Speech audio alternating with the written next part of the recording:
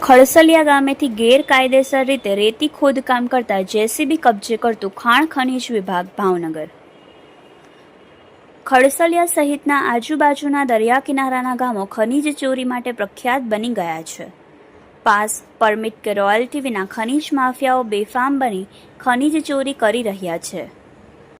ત્યારે ખડસલિયા ગામે ગેરકાયદેસર રીતે રેતીનું ખોદકામ થતું હોવા અંગેની જાણ ભાવનગર ખાણ ખનીજ વિભાગને થતાં તેઓ દ્વારા પોતાની ટીમ સાથે ઉપરોક્ત જગ્યાએ રેડ કરતા ત્યાંથી ગેરકાયદેસર રીતે જેસીબી દ્વારા ખોદકામ કરતા જયદીપભાઈ વીરાભાઈ બારૈયા રહેવાસી ખડસલિયા ગામ તાલુકા જિલ્લા ભાવનગરવાડા પાસેથી જેસીબી નંબર GJ01FQ5052 જેની અંદાજિત કિંમત ₹10 લાખ ગણી અને કબજે કરી ઘોઘા પોલીસ સ્ટેશન ખાતે સોંપી વધુ તપાસ હાથ ધરવામાં આવી છે.